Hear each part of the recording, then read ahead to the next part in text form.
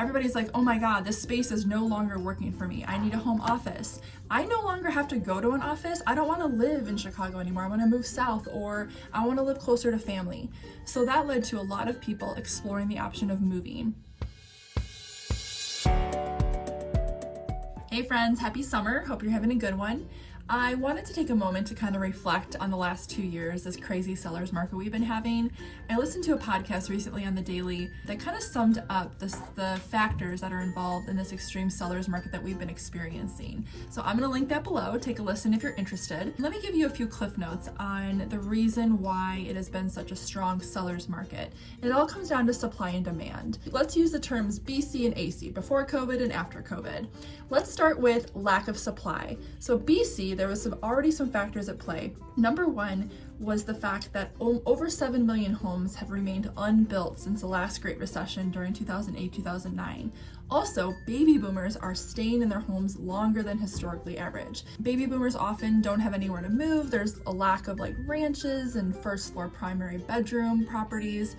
And also, they don't want to pay high HOAs, they have low taxes, so baby boomers are staying in their houses longer as well. In addition, AC, after COVID, the lack of supply, some people simply didn't want people in their homes. They were scared it was a pandemic. Lastly, and I think one of the most important factors contributing to the lack of supply is that once it became such a seller's market, sellers were scared to list their properties because they would have nowhere to go, or they were worried about entering the crazy buyer's market and not being able to secure a property. We kind of came up with some creative solutions. Almost every contract I have in the last 6 months has some sort of rent back option on it, temporary housing, but that's just simply not realistic for some families, which I totally understand. So now we're getting more to a balanced market, which I'll get to in a minute. So let's talk about demand. BC, demand. Millennials are finally entering the marketplace at a high rate. Millennials have experienced kind of a low wage stagnation when they graduated from college. I graduated college in 2002. I'm kind of on the brink of a millennial and Gen Xer. The market was really hard. It was hard to get a good job. And millennials have been slow to enter the home purchase market because of a slow increase in wages. So now they're kind of getting ready. A lot of millennials, baby boomers staying in their houses. It's kind of like both parties are gumming up the works here. All right, so BC, millennials entering the marketplace. What about AC? Why is there so much demand AC after COVID? People are aggravated with their spaces. That's the way the podcast described it, and I thought it was perfect. They're aggravated, they're living there, they're working out there, their kids are there. Everybody's like, oh my God, this space is no longer working for me. I need a home office. I no longer have to go to an office. I don't want to live in Chicago anymore. I want to move south, or I want to live closer to family. So that led to a lot of people exploring the option of moving. But lastly, AC, the increase in demand, the government, they overcorrected a little bit and they lowered interest rates to a point they were 2.25% at some point. So a lot of buyers enter the market to take advantage of those historically low interest rates. And alternatively, once interest rates started to rise a little bit, more buyers are entering the market because they were worried that interest rates would go up too much.